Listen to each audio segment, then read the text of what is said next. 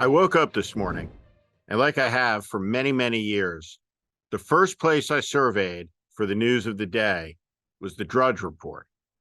And as I scanned the headlines, I came upon one that I couldn't resist.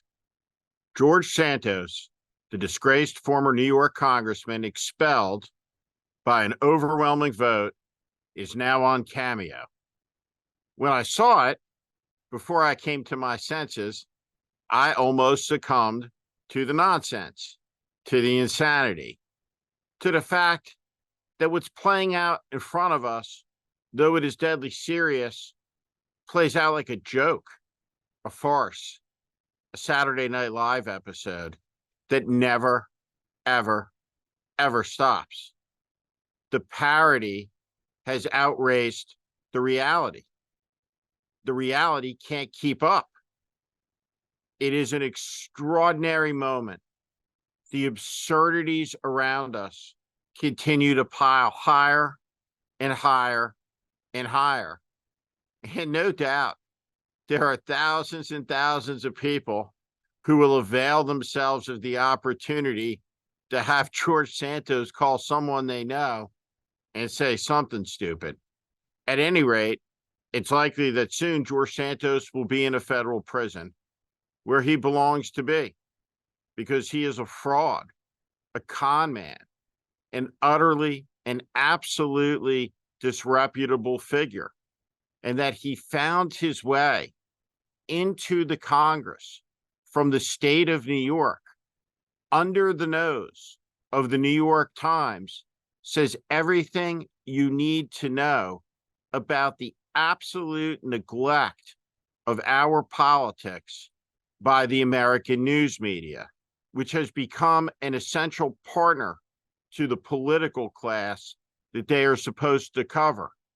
Instead, they are in the conflict business, making billions for clicks, sensationalizing lunacy and nonsense, and never, ever leveling straight with the American people. There are so few that have stood up, stood tall, have done the right thing, have followed their oaths and their consciences, and did their duty to the American Republic. Let's be clear about something. The burden of standing up to Donald Trump has never been particularly high. What it called for was the ability to hold firm against mean tweets. It's hardly the same as running across Omaha Beach, which happened within a living lifespan of people who to this day in this country walk, live, and breathe.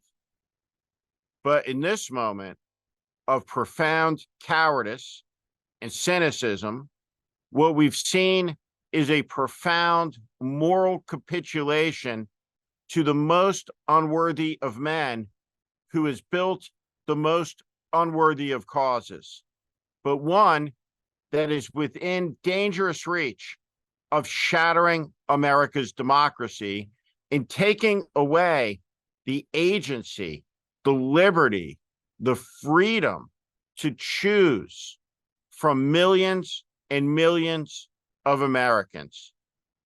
The American government will become a conspiracy of self-interest between the political leadership, the business leadership, the media leadership, and technology company leadership of the country.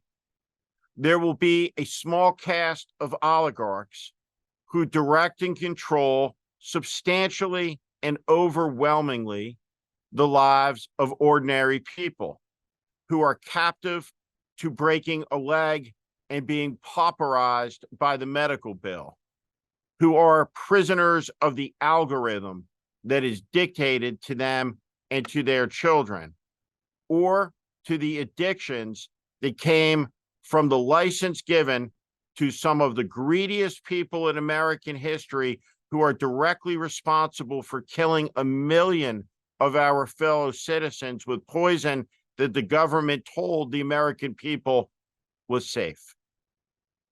All of this has led us to this moment of maximum danger, where there has been an absence of truth-telling. Watch Joe Scarborough say something deeply important. Nobody is telling the truth. Nobody is saying the quiet part out loud. And yet, the situation continues to worsen. There are new polling numbers out today that again show Donald Trump is winning. He is winning in the key swing states. He is on the march. And there is a great national delusion abetted by a great national conspiracy of silence from much of the news media that refuses to directly level with the American people around the simple and central fact and danger of this moment and in this era. Donald Trump is on the edge of returning to political power. The event, an election, is less than 1 year away.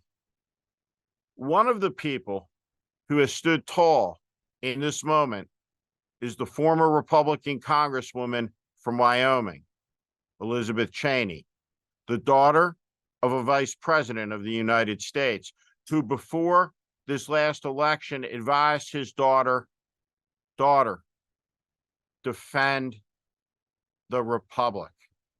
The American Republic is one of the greatest creations and achievements over the entirety of human history. And it is in danger.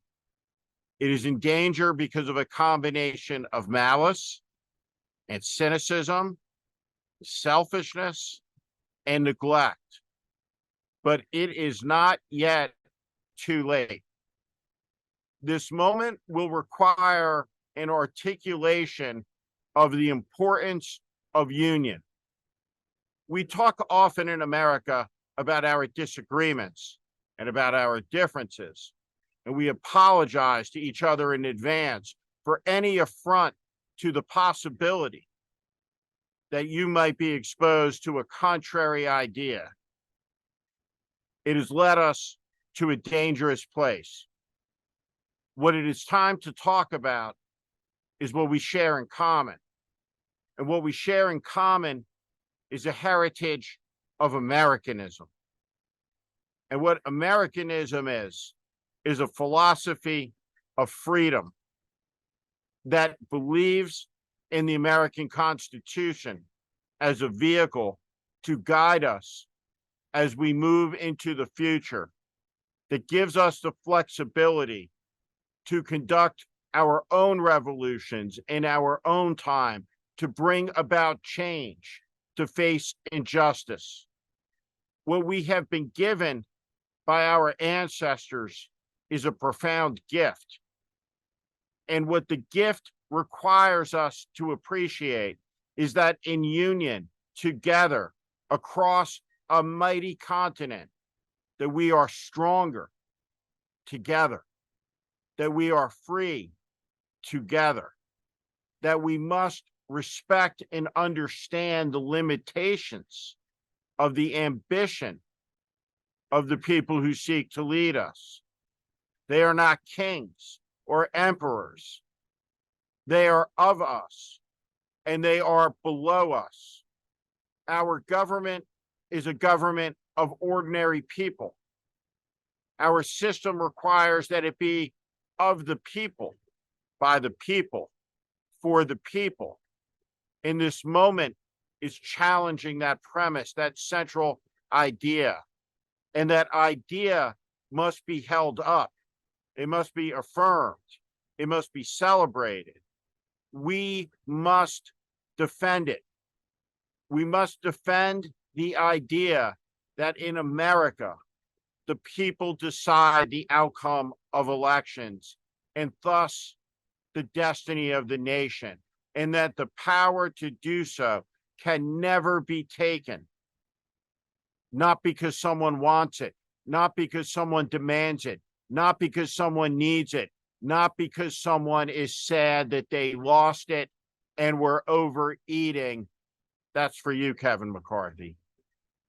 Because what you did was at a moment when Donald Trump was flat on his back, was breathe life, political life, back into the lungs of this sick, demented old man and demagogue who stands on the edge now, a few years later, of taking back the power legitimately that he legitimately lost, with no intention of ever giving it back again.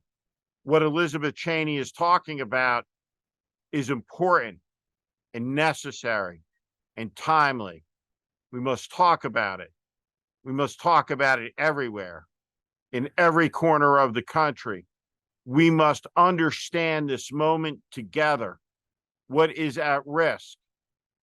We, despite whatever differences exist in America between us politically, the majority of Americans support freedom, ours, our children's, and each other's.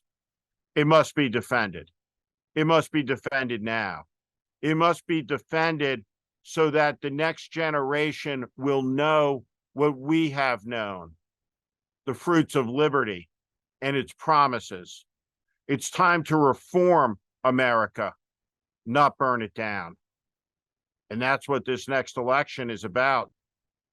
Mark my words, a great time and season of testing is ahead for the American people. And it is time to choose America or Trump.